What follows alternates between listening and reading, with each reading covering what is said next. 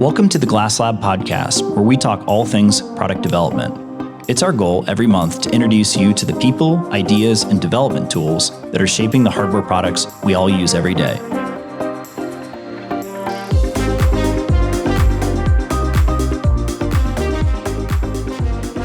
Welcome back, everybody, to the Glasslab Podcast. Joining us this week is Dick Aderman with Boomerang Ventures, and you are currently the studio director there, I believe, if that is correct. And then, as always, I've got Grant Chapman back, CEO here at Glassboard. So we're excited to have you on the show this week, and more excited to learn more about you and what you do over at Boomerang and all the fun trouble you get into. Yeah, it's a lot of fun trouble. Thanks. Yeah. No, it's been great working with Boomerang over the last, I think year and a half, 2 years now, throughout, a few of your programs and kind of seeing how your studio process works. And as much as I can't wait to jump into what studio means and get in that process, I think the story of how you got here will make the studio side so much more useful of what your role is and how you work there. Sure. But I'd love to know, where did you start out in the crazy world of building products and companies and things like that and going from there? Yeah, I started about 42 years or 43 years ago with a company called American Hospital Supply. I was in the healthcare industry. Is one of probably the top company to work for. When I came out of college, you interviewed with Procter & Gamble, IBM, or American Hospital Supply. So I worked for American Hospital Supply for a number of years, started off in the laboratory business and started in marketing.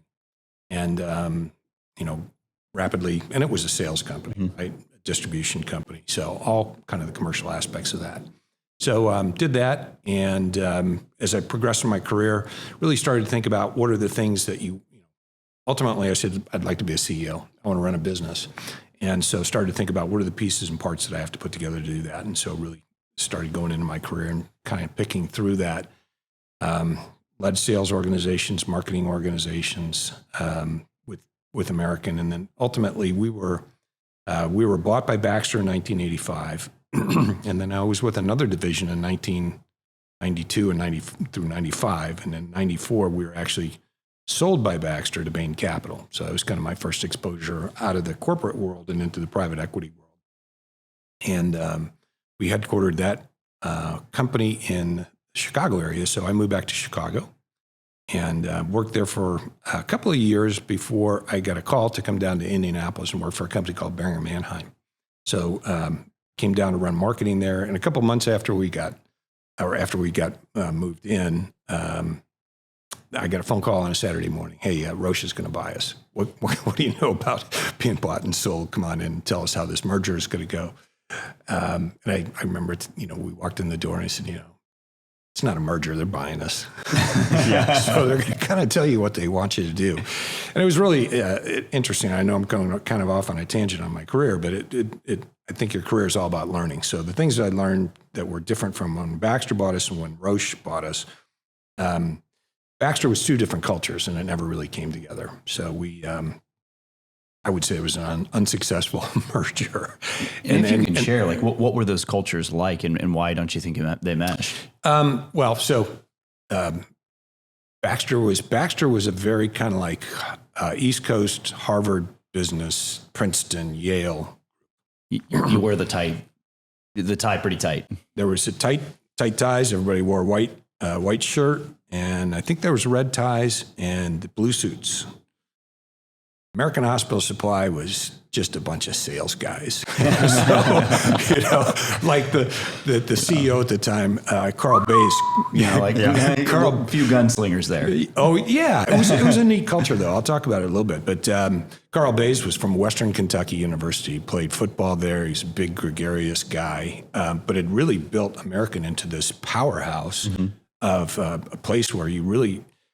It is. I couldn't have worked at a better company to learn to get the foundation for my career. We got a lot of responsibility as young people. By the time I was 27 years old, I was marketing manager for a $200 million product line. Wow. And I look back on that and said, I wouldn't give that to a 20. I wouldn't give that to me. So we did some neat things. We had some really great people that we worked for, and they gave us a lot of responsibility, and then you were expected to perform. And if you didn't, You didn't make it. Yeah, you didn't make it. It was, I went out as a sales manager for a while with the organization, and we had no sales training. So it's like I'd bring on new people. Here's a catalog. Here's a price list. Let's go visit your customers, and then you're on your own, right? And so it was like that. So that was a great culture for us to grow up in. And I tell a story all the time. Even today, sometimes I'll go to a conference someplace, and I'll be talking to somebody. I'll get introduced to someone that doesn't know me, and they'll say, did you work at American Hospital Supply? And I go, yeah, why? You guys all look alike, you sound alike, you act alike, So it was a really, really strong culture. And actually, the Kool-Aid was really strong. Yeah, and actually, I met my wife there. So 35 years later, here we are. And my philosophy is great cultures produce like-minded people. I think that's why you find a lot of people that do get married out of a culture like that. And I did pick up on that. I think the culture part is not just great culture. I think strong cultures that are, whether it's good or bad, the strong ones self-select, and that self-selection is why that there's the, that feeling of, it worked or it didn't with those employees. Whereas companies that have a more neutral culture, whether it's good or bad, just completely in the middle, don't have that self-selection. Right. Mm-hmm. Right. There's more, training to get you up to where we need you to be from just a performance metric, but the culture never really fits then. Right. Every once in a while in America, you'd see somebody go, they don't belong. Yeah, how did you make it here? How'd they get here? Right. And you'd find that very shortly, a couple of years maybe, they'd be off doing something else. Mm-hmm. Baxter, on the other hand, was very buttoned up, like I said, very, Harvard business, so on and so forth. It was, a bunch of MBAs running the business. We had a bunch of undergrads running the business at American. And actually, you'd go in after, like a year or two after they'd acquired American, and they closed American's headquarters in Evanston, moved everything to Deerfield. And you go into the lunchroom, the cafeteria, and you could see two sides. Like the split. The guys in the suits and the guys in the pink shirts and ecru and light blue and no jackets on. And it was American and Baxter, just totally different. Do you think that was just a huge failure in due diligence then? I mean, you say it, I mean, I'm sure hindsight 2020, right? It's probably seems like a much starker difference, right? But I mean, do you think that that's something that companies, when they are looking at a merger and acquisition, whatever, right? Yeah. Is company culture something that in your experience is actually like looked at, or is it just pure, market fit, financials, all of that? Because I mean, seems like a pretty big miss, right? And I think it's a huge risk, I think, in any merger is just how, first of all, just HR overlap in general is a huge risk, right? And like, who are we going to let go? Or, is there going to be a lot of attrition here that's going to happen either organically or inorganically between just infighting and people having the same titles and fighting over position and roles, right? But then, I just think, man, I just, a culture that's, like you said, like that starkly different. I'm just wondering, like, who kind of in the room, or just was nobody paying attention, right? No, they weren't paying as much attention because there were other reasons behind it. At the time, American was trying to merge with Hospital Corporation of America. We were going to actually own hospitals and supply hospitals. It was going to be a really cool thing. Integrated system, And we had a very small intravenous solutions unit at American. Baxter's was market leader. Mm-hmm. And so they figured out a way to buy us with our own money. It was an unpopular decision by American to merge with HCA. And so there's a guy named Carl Icahn on the board, and he's not in favor of it. And many of the other shareholders weren't. So Baxter came up with a way to buy the company, pay a lot more than what the open share price was. I think that was going to be like a $32 stock. $32 for $36.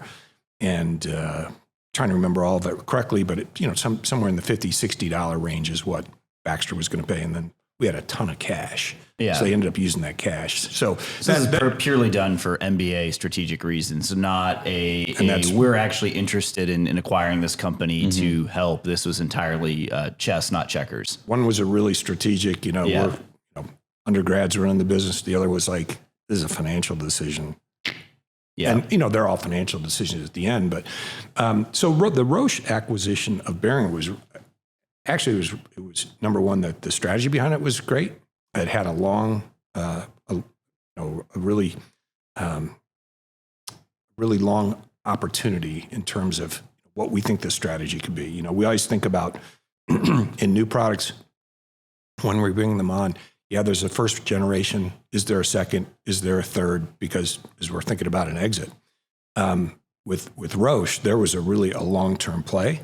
They bought Bering & Mannheim, which was a German company, right down the Rhine, or right up the Rhine from Basel. And their stated reason was they didn't really have a very big diagnostics unit. They had a huge pharma unit. And what they really wanted to do, they saw, they had at the time the molecular unit, and they saw the merger of pharma and diagnostics because of the ability to actually look into your DNA and how's that going to, and as we think about creating new medicines, how will that play out? So they had this foresight going back into the mid-90s. Really? Yes. Because personalized medicine is a very hot topic today, but I would not have guessed that a lot of people were looking at that in the 90s. No, I always forget the guy's name, Curie. I forget his last name, but he's the guy that invented PCR. Mm-hmm. And Roche owned it. Wow. And so they were looking around for a large diagnostic company that would fit their culture. Mm-hmm. Abbott, J&J, probably not. Probably not somebody that's going to sell their businesses off. Bering & Mannheim was a family-owned business, actually, and it just made a lot of sense. And of course, having kind of Germanic languages helped a lot of that. I think the culture is still privately owned at the time, or was it public as well? We had what things were called ADR. Oh, which Beringer? Beringer was all completely private. Okay, yeah. And so when they sold it, we actually spent an entire year planning the integration of the two businesses before the acquisition was completed. Mm-hmm. So we had to justify the product lines, the approach we were going to take, the teams, teams, all of that happened so that, on day one, when it was finally, I think this thing was announced like in May of 97. And I think we completed everything. I think we all went to Basel like February of 98. Yeah. And then they sat us down, which was, we got into an auditorium. There's all the country managers. We got in there and they proceeded to talk about how they were going, how the strategy of development, innovation was going to work and why it was so important. And it was this idea of we're going to invest a lot of money up front in innovation. And we're going to do, obviously, when you have a value that you're creating, you can charge more for it. And that allows you to make more profit, which allows you to reinvest in your business, to develop more new products, to make more profit, compound to reinvest. Interest. It was the first time a CFO had really said that I'd seen in my career. So by then I was 15 years into it, that really sat down and went through, this is how we're doing this. And it was just brilliant. And I think that they very much stayed true to it. So yeah, and then there were all sorts of new things coming along all the time. No, that's such a cool narrative to hear about that compound interest being in innovation, not just in a banking sense or a dollar sense, right? Right. That you actually have to invest in innovation, and it's going to be painful in the short term because you're not going to have that capital to go use to be operational, and it's also at some amount of risk, no different than the stock market or other investments that you make. Yeah. But you have to keep putting something in that piggy bank so that there's enough to go do it again. Yeah. So that gets into the, so when I was at Roche, I ran the corporate accounts business unit. We had a great success there. They turned us loose and gave us, kind of carte blanche. And I think our organization performed very well. So then there was an underperforming organization that they asked me to lead. And it was about $300 million and we were losing money. And we did a whole bunch of things. We had 5 strategies. Part of it was operational excellence, and then we really took a really hard look at our customer base and decided who our products best fit were. And actually, we'd gone through some of that already as in the acquisition phase, but it wasn't being implemented. So we spent a lot of time working on that, and we had a lot of new products. So we kind of refashioned how we went to market. And then we did some innovative things. We had some, we built up a service organization where we'd never charge money, a profit for, the idea was never to make a profit. We turned it into a profit-making enterprise and then started to build out services. A couple of interesting guys that here in Indianapolis would know their names, came in and worked for us in that endeavor. One was Mike Fitzgerald, High Alpha, and the other was Elliot Parker, who's also with High Alpha. Yep. And they've gone on, very proud of those guys. They've gone on and done some really great things. So, so did that for a while. We had great success. And I had a kind of a vision of what I thought we should be doing with information, and I don't think it played as well internally as I wanted to at that time. And so went off and started working for a local entrepreneur that had an idea around physician software for physicians. And I did that for about a year and a half. We didn't have any success ultimately with it. I still thought it was a great idea. We had a modicum of success, but went on and joined a couple other startups. Then in the process, one of them was at Quadrispect up at Purdue. And our issue, the successes and failures. We were on Wall Street on the first Tuesday of October 2008. Exciting times. It was a really exciting day. Oh, man. We were negotiating an agreement with an Irish company, and in the middle of the call, or in the middle of our discussion, finalizing an agreement, the COO and the VP of R&D got a phone call from the chairman of the board. He said, just to let you know, I've just fired the CEO, but tell the guys, across the table from Quadrispect, we're still going to do the deal. And of course, we walked out into that afternoon, we walked out into chaos on Wall Street. Yeah. Because it's the day the market crashed. And we just kind of looked and went, there's no way we're going to get this deal. They're not going to sign this. Yeah, there's no way. You fired the CEO in your meeting? Well, he wasn't there. Got it. But still. Yeah, the COO, gosh, I'm trying to remember his name. Anyway, great guy. He goes, oh, well, full disclosure, boys, the CEO's been fired.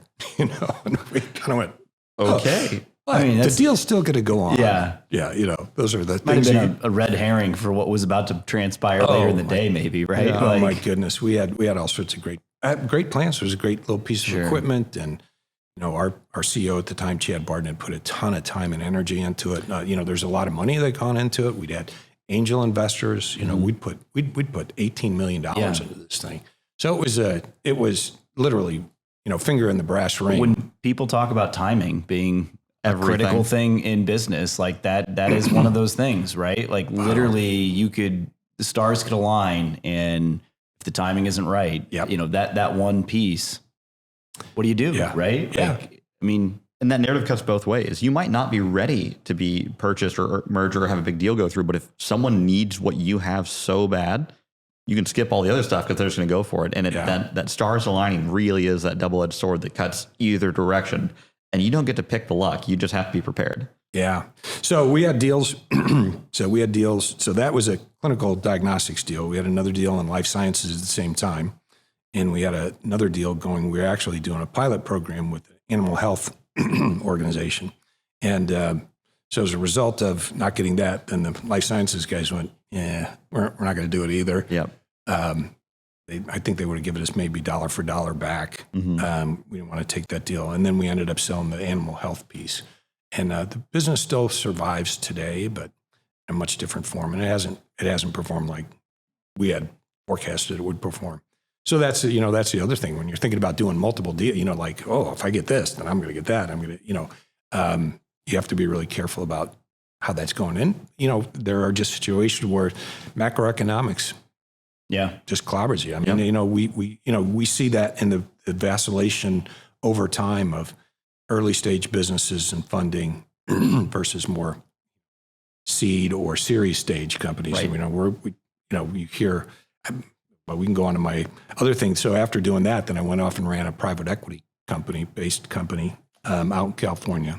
And we obviously, so it was a turnaround. Mm-hmm.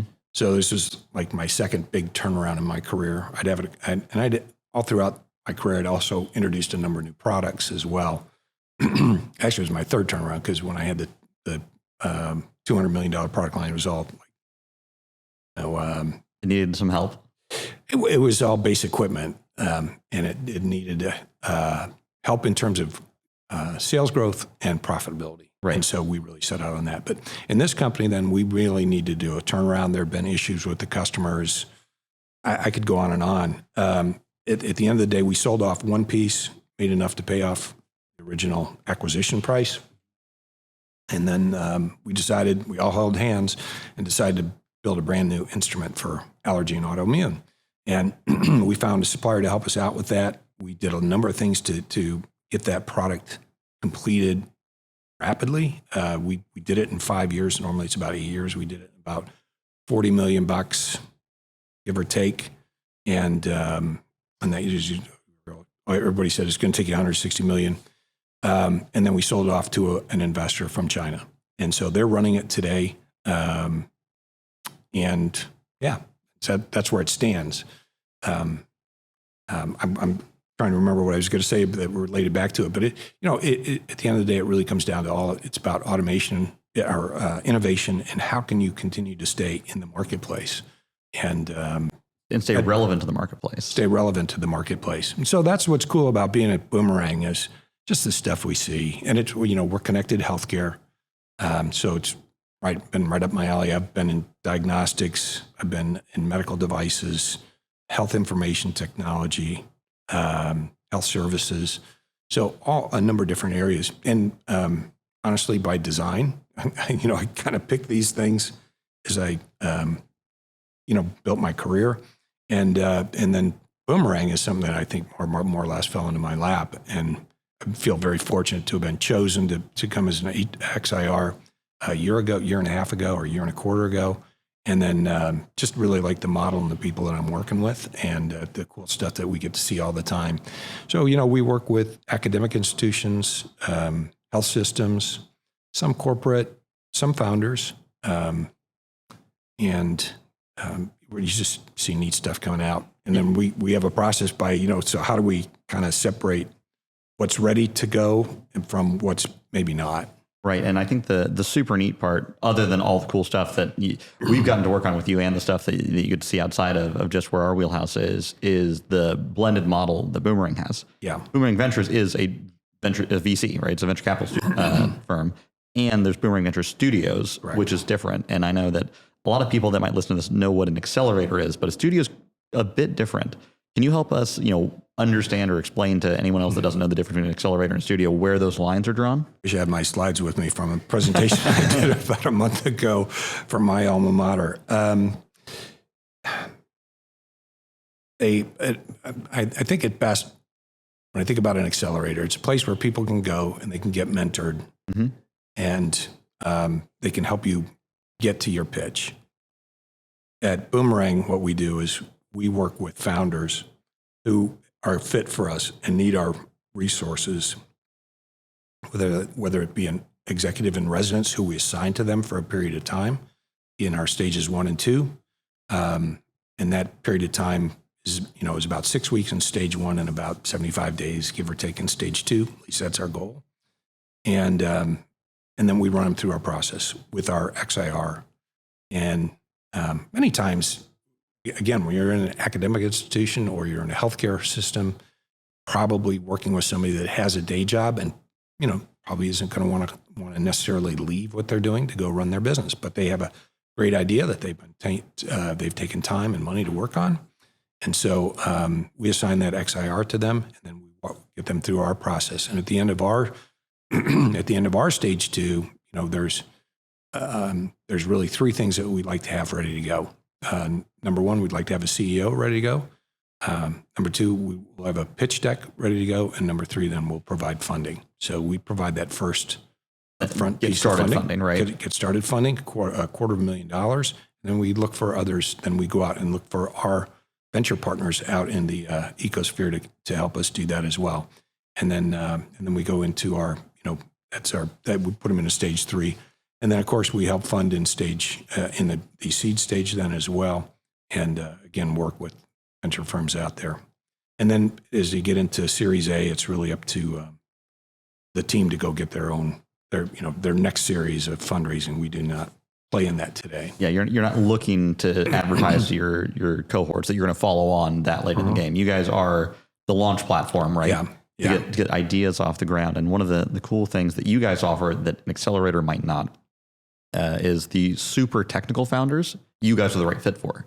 Yeah. Right. You're the founder that is the scientist or the doctor or the software developer that needs help starting and running a company around their great idea. Yeah. That's where I like to, when people ask what's the difference, that's where I was like, oh, if you just want to work on the tech side, the studio is 100% it for you. And the accelerator is not going to give you enough. Yeah. They're not going to be give you all the support you may need. Yeah. So, the other thing we talk about is, part of our differentiation is experience and talent. And so all of us on the team have a tremendous amount of experience, especially in healthcare. So Oscar Morales, I don't know his background. He's got tremendous experience. Audrey Beckman, many, many years at Biomed Zimmer, bought dozens and dozens of products to market. She ran their development of their entire knee business over the years. So a wealth of knowledge, how to work with physicians, regulatory, process. So all those steps. Audrey's user-centered needs process is one of my favorite pitches of that process I've ever been getting to sit in and walk through why you should ask these questions. Her determination that the user is the end all be all in the early stages is such a good delivery of that. Again, at Glasslab, we've adopted this design process that the user is really what matters. They're the end client at the end of the day and the person that's going to use this to success or not. And if you start with them, you'll figure the rest of it out along the way quite well. Yeah, it's an essential piece, really, in part of our process. And I've learned a lot through it. I wish we'd had it at HighCore because they're our private equity-backed company out in California. There's a couple of things that we missed that I think were important, and having gone through a process like this with Audrey would have definitely helped us make sure that we caught everything. And then Eric Beyer is a emergency room physician by training, and I learned a story about him. He said, when they were he's in his residency, and I think, I don't know, where they're in some lounge someplace, all his peers were reading magazines about, doctor stuff. And there's Eric with his Fast Company magazine thinking about startups and things like that. Yeah. And so after he graduated, an entrepreneur in a white lab coat. Yep. Yeah. And he did some entrepreneurial things when he got out. I think he was at Parkview, one of the institutions up there in Fort Wayne, and almost immediately applied for his MBA at Michigan and got his MBA.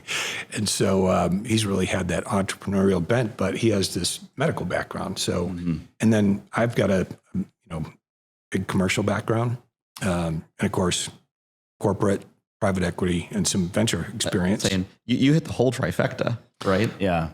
It's like the 500, Le Mans, and Monaco, right? Like, those are the races. If you deal in the funding world, right? You kind of ticked all the boxes there. I think I have, and so to be on a team and with that much talent and experience is really great. And then what we're doing with bringing the XIRs in is we're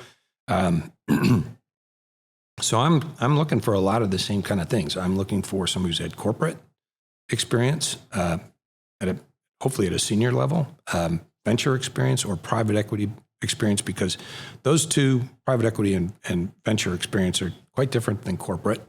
I was asked I'm an alumni of Western Michigan University, and I'm on the Hayworth College of Business board there, and I was fortunate to be able to speak to a number of students. And one of the questions, they said, what's the difference between being a corporation and being a private equity-backed company? And I would say you could substitute venture as well. And my answer was, there are people who go into corporations and they can hide out until their 25 years are up. If you go into a private equity or venture-backed business, there's no hiding. If you're not creating value, you're not going to be long for the world. So this is what people deal with every day in private equity and venture-backed businesses. Yeah. So when I look at when I'm looking for CEOs or XIRs, I'm looking for people who have created that value, understand not just corporate world, because you have to, at a great training ground, and eventually someday, if you want to exit, there's a good chance that's where you're going to exit. But, how do you get things done when it's just you or two or three other people? We talk very similar with a lot of young engineers that come through Glassboard, either through internships, externs, even co-ops, and I think that's a big thing that we talk with them about. I mean, obviously Glassboard is a much smaller entity, but we're like, I think early, particularly in engineering, I think you got to decide. Not to say you can't just change in your career, but I think at least initially you have to decide. It's like, do you want to be a really small cog in a really big machine, maybe working on really cool and awesome stuff, but still small cog, big machine, probably smaller impact, right? Or do you want to be a bigger cog in a much, smaller machine and have a much greater impact over the end product, the end outcomes, what have you, right? Yeah. And I mean, I don't think there's a wrong answer there. I just think that there's sometimes, you have to decide on where you want to, where you want to live at, right? Yeah. I always tell people, particularly at Glassboard, but other companies like ours, that, the highs are really high and the lows are really low, mostly because you have a high level of responsibility in both outcomes, right? Yes. So you have to be prepared, I think, for really both, right? You're going to feel really good about an outcome one day because, you have played a big hand in that. And some days it's really hard, right? Because things don't work out, or you had an idea and it didn't pan out, or you've got to inform the customer or the client that like, hey, we made some decisions early on. Maybe we took some risks in terms of the direction that we're going to develop the product, and it's not panning out, right? And so that's tough too. Like you said, I like that analogy of you're not going to be able to really hide, right? And that is the thing that happens at a lot of companies. Is you're on a big team, and even if that team doesn't perform, it's never really your fault, because the blame can be spread out enough and dilute enough that you can be like, well, I did everything I could. Yeah. And that just exists, I think, much less in smaller organizations, and similarly in organizations you're talking about when they're, venture backed or private equity backed, right? Yeah. Yeah. I think that it's part of it is, how fast and how hard do you want to learn? Yeah. I agree with that too. They talk about people that, I'm a big sports fan, and, they talk about people who want to be coached hard. Yeah. And, some people do want to be coached hard, right? But there's a lot that comes along with that. Yeah.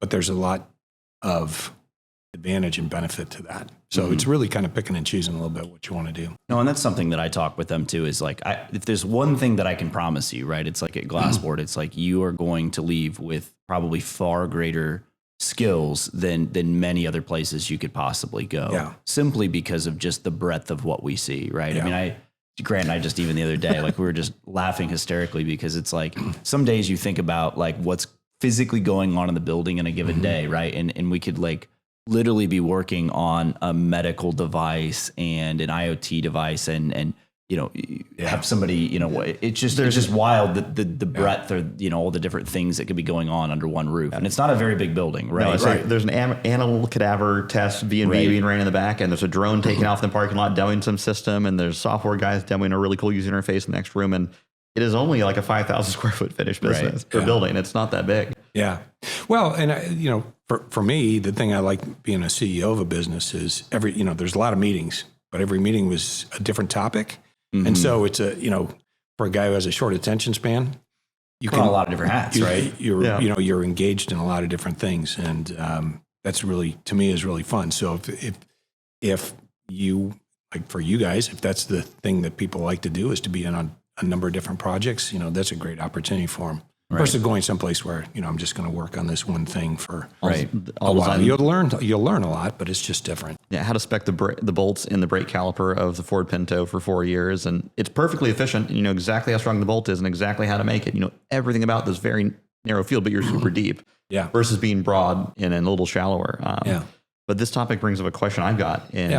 How do you find XIRs that have corporate experience, but maintain the doer ability, which is necessary in a startup, right? There is, as you said, in a larger company, your CEO, you're in a ton of meetings. Again, I'm learning that at Glassboard as we grow. I'm getting more and more meetings and less doing things. But when we were smaller, and especially with all of my founder clients that are running startups and growing, they have to do a lot. Yeah. How do you balance that when you're trying to find the right person for this role? Well, when we look out, we're looking for people who've probably been in venture experience, maybe 2 or 3 of them. And that's that'll teach you a lot. You're obviously looking for their experience and success in a corporate world.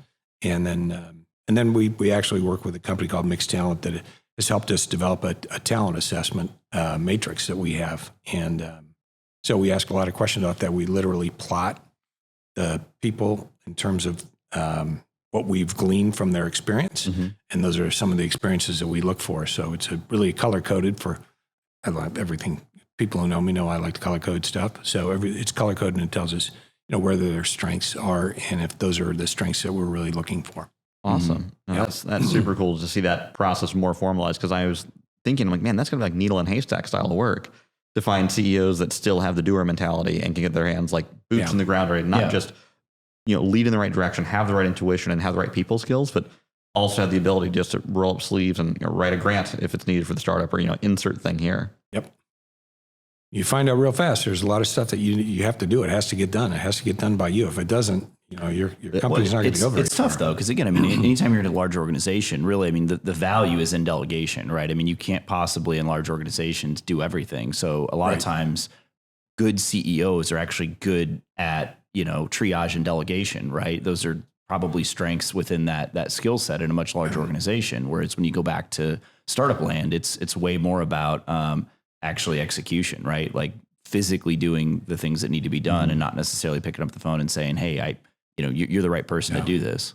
So I go back to my days at Roche, and they had a leadership program that they put us through. I think leadership is incredibly important. It's been important in my life. I think it's the thing that I get noticed for, that I've been noted for throughout my career. But one of the things that they saw in my assessment was, I think it was called a resource allocation or resource integrator. And so what they think about with the resource integrator is that you're looking out in the marketplace or looking out in front of you and seeing what are all the different pieces that I can bring in to help work on what we're working on as a team. And I really do think that that's an important piece of being a CEO, and especially in a startup, is what are those resources out there? And that's where Boomerang, we think we come up and help with that, working with people like Glassboard, Developer Town, Eva Garland, Pearl Pathways, people that are in our cadre, and we've got many that are in our cadre of supplier relationships. And I think that's an important thing for us to have, for them to have access to. Yeah, because you certainly, again, when you're that young, aren't going to be able to go out and just, hire ad infinitum for every single role and need that you have, right? So I think that that partner network certainly makes a ton of sense. Yeah. Again, it's even something that I think we've had for a long time at Glassboard. I think even talking or looking into 2024, we're like, we really, I think, need to lean into those even harder, because the fact of the matter is, at the end of the day, as much as we try to do as much product development under one roof as we can, we couldn't do any of it without, all the suppliers and the vendors and the relationships that we have with other companies. And basically the only way we're able to punch above our weight belt for size and performance is the ability to lean on other people that we know can get the job done.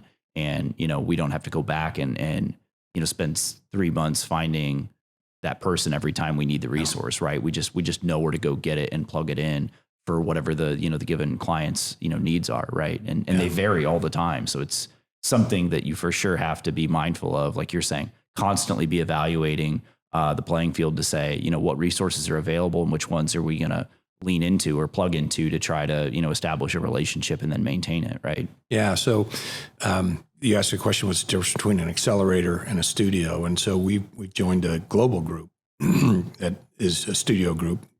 High Alpha is part of that group as well. And what the statistics that they're seeing, that they're sharing with us, are much faster to your pre-seed, much faster to your series A, B, and C, much faster to your exit. I can't quote that off the top of my head, but I believe it's this access to the talent, experience, and the supplier resources that studios bring to bear for the founders. Well, and I think the other part is you guys have such experience in the financial side of how to fundraise, how to get non-dilutive funding, how to accelerate that money in. The metric for the studio cohorts isn't that, how do I shoestring this to get to here? It is how fast I can get to there, which is very, very different than a founder-led, founder-raised business they've got X dollars in their personal friends and family round, and they've got to make that last until they can get themselves to a pre-seed or good angels or something like that. Yeah. And you guys have shortened that timeline. So really your metric that you're advertising to your the investors you partner with is timeline. Yes. Right? You guys are advertising, hey, reduce risk, reduce timeline, but we need to put capital in to fuel this machine that does X, Y, and Z, whether that is grant writing or due diligence or engineering or financial work or user studies. And I think that's such a cool narrative that we always tell our clients, you can have a good, fast, cheap, pick two. Right? And you can turn any of the knobs you'd like any time during the program, but they affect the other two in subtle ways. And the most you can turn at one time is two. Yeah. And it's such an interesting, philosophy to which two are important in which position for the company, for their partners, and how do you balance all that? And I think you guys are doing a really good job of picking what you guys are offering, accelerating, and presenting the value of that, not just to the cohort, but to the partners that you guys work with. Yeah, thanks. Well, I like this concept of just the wraparound services, right? This concept, like you were just touching on it, of like, it takes a village, right? It really does. I think like if you look at most startups, a lot of the success and failure probably also just comes down to what's the support network look like, right? Whether that's mentors to the founder, prior experience, whatever the case may be. But I think like the more that there is a good ecosystem that is kind of surrounding that company or that specific entrepreneur, like you said before, it just raises the statistics of success so much higher. And I think broadly, I think people, Boomerang among them, others, are figuring this out of like, well, why are places like Silicon Valley successful? And it seems like for a long time, success in entrepreneurship seemed to be super regional. And I think the more you dig into that, it's more to do with not just geographically what's going on there, but just the support network that exists there, so that if you are a founder and happen to be there, that village is sort of already built in geographically. And how do you, as you start to move the geography across the country, how do you replicate that fundamental concept of creating a village-like atmosphere to support entrepreneurs, founders with all of the things they need, right? And they need more than just funding. They need more than just coaching, mentorship. Like it really is this holistic thing of you kind of have to have the entire ecosystem before you really start to get the benefits or the network effects of increasing the probability of success, right? If you have just two or three, it helps, but you don't really get the big bump until you kind of hit that critical mass of support that exists, right? Yeah. So that's what we've been working on building out here in Indianapolis and in Indiana. But as we do, so we've been out. We're getting deal flow from Pennsylvania, Ohio, Kentucky. That's great. Where else? There's more. Illinois. I know we're talking to people in Wisconsin, Iowa, Missouri. Yeah. So it's far flung, right? Yeah. And so as we go into those different places, we're hiring XIRs, but they don't necessarily have to live and reside here. Actually, we have one in Chicago, and we just have one joining us from the Ohio area. Nice. And so they're tapped into their separate ecospheres, and so that helps us build a bigger. So, sounds like you guys are kind of just pushing out more regionally rather than more just local to here. Yeah, the vision has been start in central Indiana, and let's get going. But we want to go regionally, ultimately nationally, and internationally. Yeah, when the time's right. I mean, we have our 10-year goals like everybody else, and that's part of the goals. Cool. And I think the one thing that I really enjoy about the narrative of the Silicon Valley outside of it is the one thing in Indiana we don't have is the density, right? We just don't have it. It's cornfields and great quality of life, really easy to have a nice home here, but we don't have that density of founders, density of tech startups. But the one thing we do to make up for that is the connectedness and the Hoosier hospitality. Yeah. That if you talk to somebody about your crazy idea, they're probably telling you they're going to introduce you to someone that you need to talk to. And if you don't want the meeting, it doesn't matter. They're going to give it for you. Yeah, no, this, we were at the Elevate Ventures party last night, and you get all that, right? You get everybody, I need to introduce you to so-and-so. I need to introduce you to this person. So that's the cool part about it. That happens pretty freely. I think, and it happens between us. I mean, you and I both introduce companies, partners to each other throughout, working together for a year, and it's just the easiest way to work. But I think that's a great note to end on, is that, connectedness and Hoosier hospitality, and it does take that village. Yeah. So definitely say thanks for coming on and hanging out with us today. Thanks for having me. Awesome. Okay. Good to see you. Yep. Thank you so much. And we'll catch you guys in the next one. Take care.